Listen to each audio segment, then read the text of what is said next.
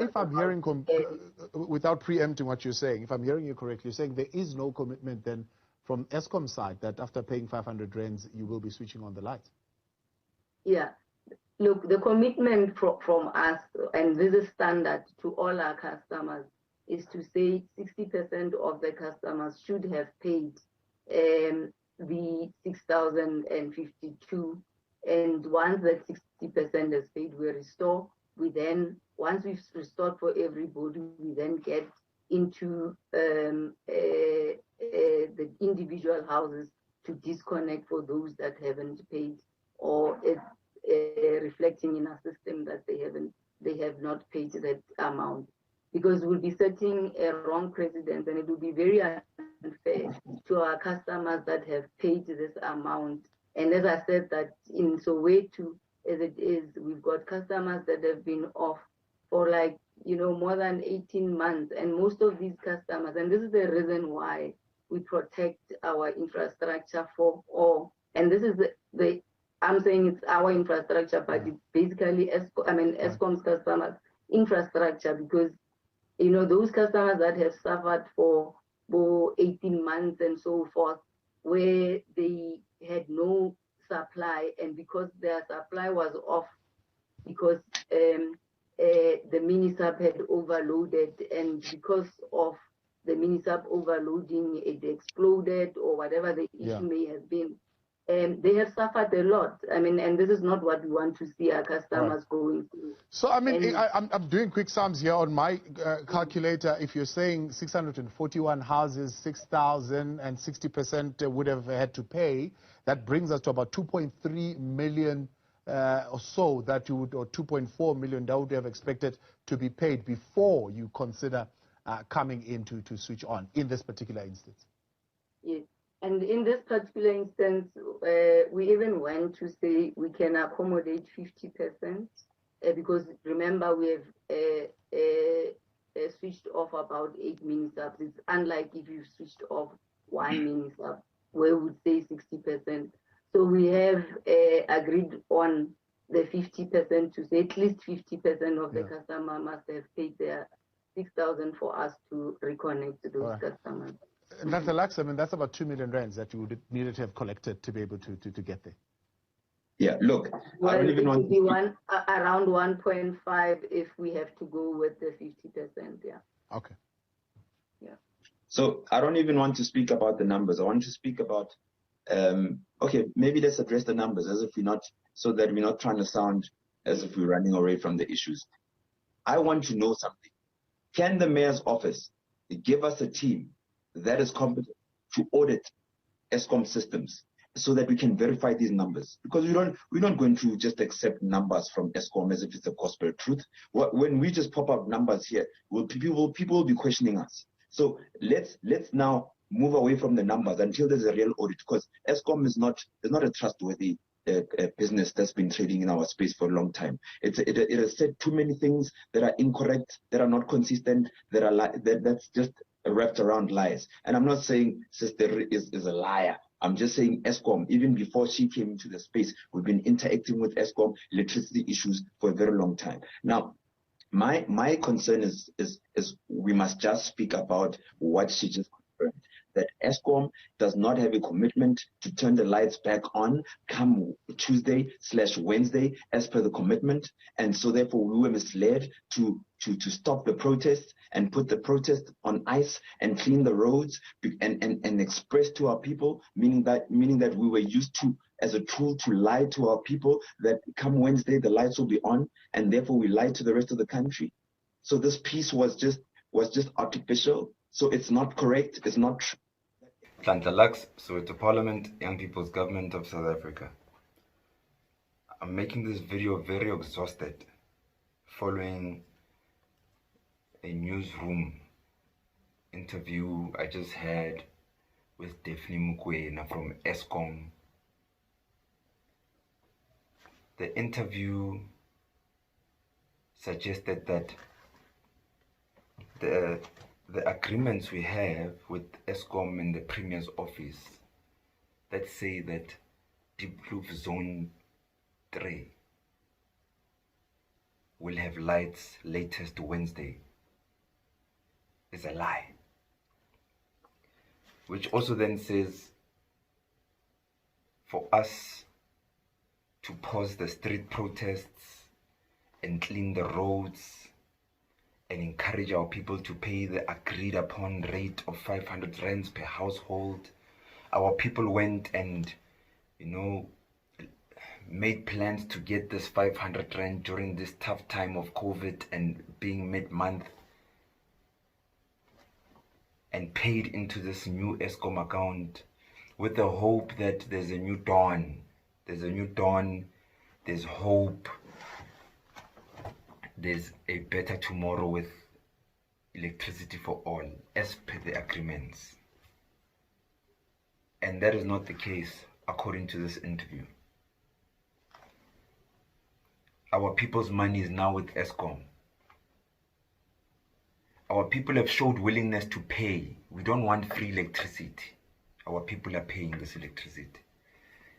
The long and short of it is that they've made it clear that Soweto is a serious target. Soweto is a serious target regardless of who says what. Soweto is a serious target. Soweto will be in the dark in a matter of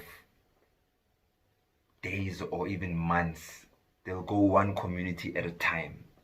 We've got communities that have been without electricity for over a year.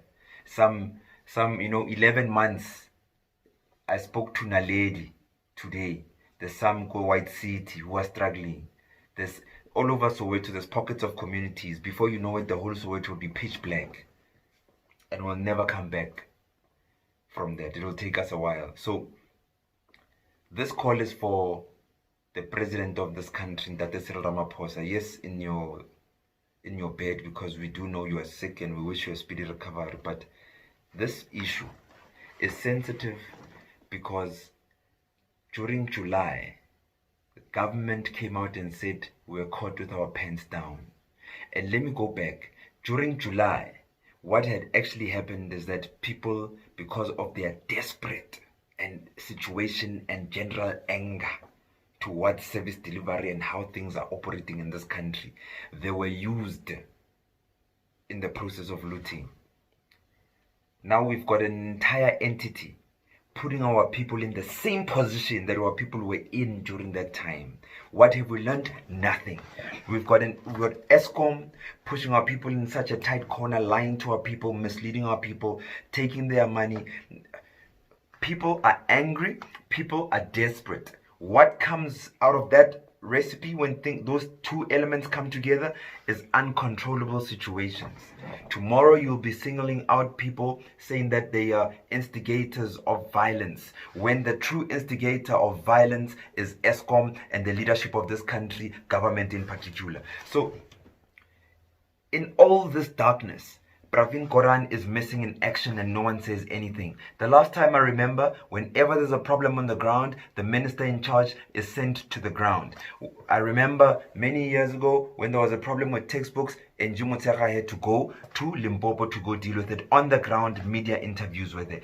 When we had a problem with July, just now in July, the unfortunate incident in Phoenix in KZN, Bheki Cele was requested to go to the ground. He went to the ground. I can go on and on and on. You even, that the president came to Maponya Mall because the ground requested your presence. You were requested to be there. But unfortunately, we've got Pravin Gordhan, who is just untouchable. No one knows who he is. The media doesn't even speak about the man. And no one says anything about the man. So maybe people are scared of talking. We young people, we were not interested in the politics. We say things as they are. Where is Pravin Gordhan? Now, when Eskom continues its rubbish, if the lights don't go back on in Diepkloof Zone 3 on Wednesday, not even I can stop the people from their anger and misery and being looted. Eskom is looting our people as it is. And I don't care for these clever blacks and clever commentators on these social media spaces on Twitter. Yes, Soweto must pay, Soweto must pay. Who said Soweto doesn't want to pay? Who said Soweto doesn't pay? Our people in Deep Roof have displayed the willingness to pay that. Talk is cheap. Their money is in the account of Eskom. If Eskom doesn't switch those lights on, because after Deep Roof is sorted, we move across other communities in Soweto, we sort them out with the same model. But failure for Eskom to play its part of the agreement, we'll know that there's a bigger agenda, and that means we need to stand for ourselves because there's no one coming to stand for us here in Soweto. That means our people need to rise and save themselves because there's no one coming to save them, including the president or the minister. So with that said, come Wednesday and the lights are not on as per the agreement.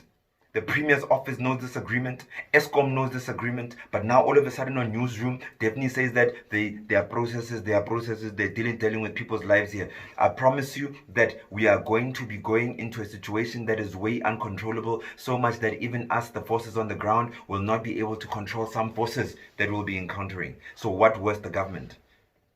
So I'm saying, if you are sure that, Mr. President, that is going to happen, or the lights won't come back in Soweto, Deep Roof in particular, on Wednesday as per the agreement, after our people have paid this money, you will need every police station in South Africa to come to Soweto, because you will need all law enforcement to be present in Soweto. I'm telling you now. So tomorrow don't say we are inciting violence when we are warning you. How can we warn you about violence that we will be inciting ourselves? It's madness. We are warning you, and you can forget this time around. I won't be on your side of the fence. I will be standing with the people of Soweto. I will be standing with my people because they deserve the support necessary, because this is something that we did not sign up for. Can never be. This is not the country that people died for. This is not the country that the young Hector Peterson died for. If you wake Hector Peterson up and speak to him now, you'll be very disappointed. You'll say you want to die again, I'm sure. If you wake Steve Biko up, if you wake Chris Hani up, you'll probably... Let's not even speak about those people who... So my final word is, if the lights are not back on Wednesday, I will be with the people. You can forget about me being on the other side of the fence and waiting for the ministers to come, and because we are trying to have peace in the... No peace in the land, Nix. If you are serious about the peace, you're going to arrest the management of Eskom, all of it, from the CEO to junior management. You arrest everyone. Those people are inciting violence, and there's no serious political will in this country. You need to go pick up Pravin Koran and make sure that he accounts, because he is the minister in charge of this portfolio, electricity. He must account to why he's missing in action and why his portfolio is inciting violence. Why electricity issues are inciting violence. We need that answer. A failure for us to get a proper answer, that man must go to jail as well. Including you, Mr. President. Now the focus is on you. We went to the mayor's office, we didn't get any joy. We went to the premier's office, it seems like we're failing. We need to go to the minister's office. The minister's been missing action from day one, so we don't have confidence in that office. Now we are facing you. Come Wednesday, Friday night, there will be buses leaving Soweto that will come and live outside the president's house until Soweto is sorted out. Some buses will go to Pravin Koran's house outside the gate until the situation in Soweto is sorted out. And those of us who remain in Soweto will defend whatever's left with everything that we have. We're not going to be taken for granted like this. So I think we've said enough. Enough said. You know where to contact us in Soweto. It's not even about me alone. You know where to contact us. Come Wednesday, I'm hoping, I'm praying that those lights in Deep Blue come back on Wednesday.